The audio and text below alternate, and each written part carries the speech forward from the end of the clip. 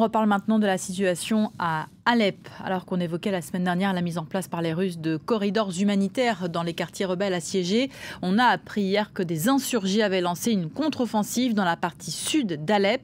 Une quinzaine de factions prennent part à ces violents combats, mais ce sont principalement des groupes islamistes, et notamment les salafistes d'Ahrar al-Sham qui sont à la manœuvre.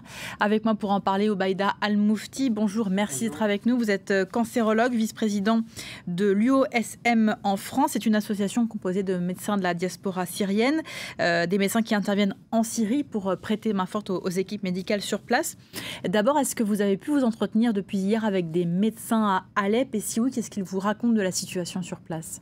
Comme vous savez très bien, la situation à Alep depuis aujourd'hui presque un mois connaît une nette dégradation avec tout ce qui se passe avec les bombardements intensifs.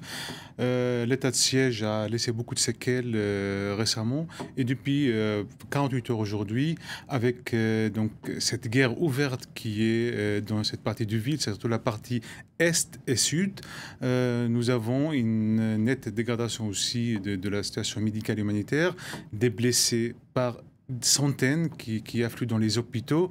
Ces blessés, majoritairement, sont des civils. Après, effectivement, il y a quelques combattants qui sont dans cette partie de ville. Mais surtout, la majorité, vraiment, ce sont des civils qui paient le prix le plus cher avec les bombardements intensifs contre les immeubles, les hôpitaux, les écoles depuis quelques jours. Le SDH parle d'un bilan de 11 morts pour les combats d'hier. Vous pensez que ce bilan est en réalité beaucoup plus élevé ? Voilà, comme je vous dis, nous, effectivement, il y a toujours des centaines de blessés tous les jours. Après, par rapport au nombre exact des morts, nous, quand on traite dans les hôpitaux, on ne fait pas différence entre un civil et un combattant. Ils sont tous traités de la même façon et je n'ai pas vraiment un chiffre exact par rapport aux morts. Est-ce que les corridors humanitaires que la Russie a déclaré vouloir mettre en place ont pu être créés ou pas? Il y a des informations très contradictoires qui circulent à ce propos. Je vous dis d'une façon très claire. On a parlé la semaine dernière, on a été un peu sceptique sur ce corridor humanitaire. Au jour d'aujourd'hui, il y a un seul couloir humanitaire qui est fonctionnel, mais malgré ça, il y a très peu de civils qui sortent. Parce qu'ils ont créé ces sorties ou ce couloir humanitaire surtout pour que les civils puissent sortir d'une façon, safe, sans aucun problème. Mais malheureusement, même ces couloirs humanitaires sont des fois bombardés. Il y a des snipers, on nous a raconté des snipers sur ces couloirs humanitaires. Quand il y a des civils qui les font sortir, des fois, ils sont touchés. Mais donc les civils préfèrent ne pas sortir, ne pas prendre le risque? Sur les 4, il y a un seul qui fonctionne. Nous, on a eu quelques informations qu'il y a quelques civils qui préfèrent sortir, ce qui est tout à fait normal. Mais aujourd'hui, la majorité des civils, ils sont toujours sur place. Ils préfèrent rester parce qu'ils ont peur de sortir, parce que aussi, des fois, la sortie, on ne sait pas ce qu'il y a après la sortie, mais la majorité préfère rester aujourd'hui à Alep. Donc la situation est tellement difficile qu'il y a des médecins qui nous racontent des témoignages qu'il y a des blessés des fois qui refusent d'aller vers les hôpitaux. Vous imaginez à quel point il y a des blessés qui sont blessés par les bombardements qui disent aux secouristes: non, je ne veux pas aller à l'hôpital, je ne veux pas aller mourir par un bombardement de l'hôpital. Nous avons des collègues qui nous décrivent aussi des situations. Des fois, ils sont obligés d'amputer des enfants ou des adultes, sachant qu'ils peuvent les sauver si on avait les conditions de travailler correctement. Mais malheureusement, ils savent très bien que le risque d'infection est très important. Ils préfèrent faire des amputations à des jambes pour les enfants et pour les civils.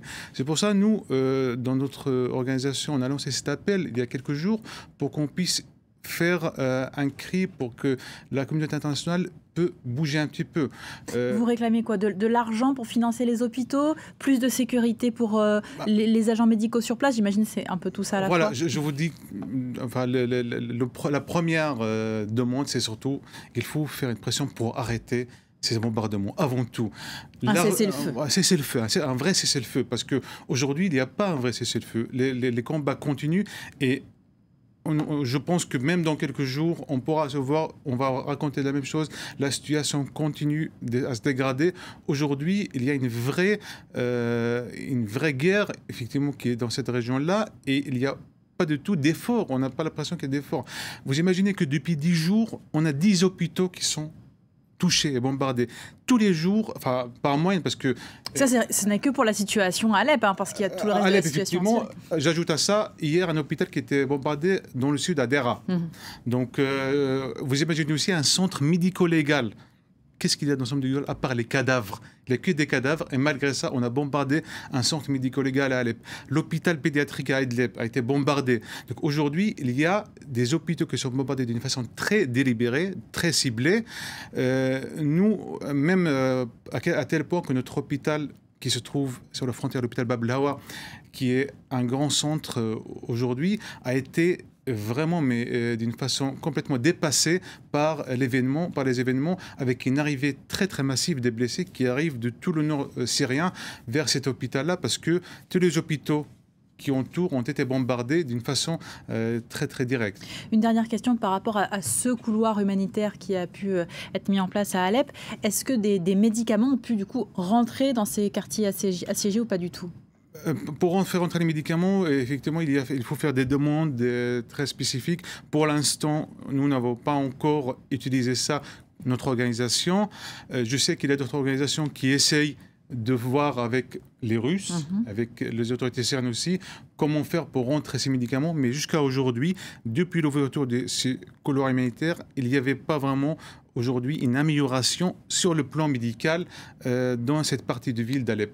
Mais on espère que, avant tout, qu'il y a un arrêt des bombardements, un arrêt de cette guerre, et après on verra comment on va essayer de faire entrer les médicaments, les médecins, faire sortir les civils, faire sortir les blessés. Donc il y a effectivement un très grand travail qui nous attend après. Merci beaucoup, Baïda Moufti, d'être venu sur notre plateau.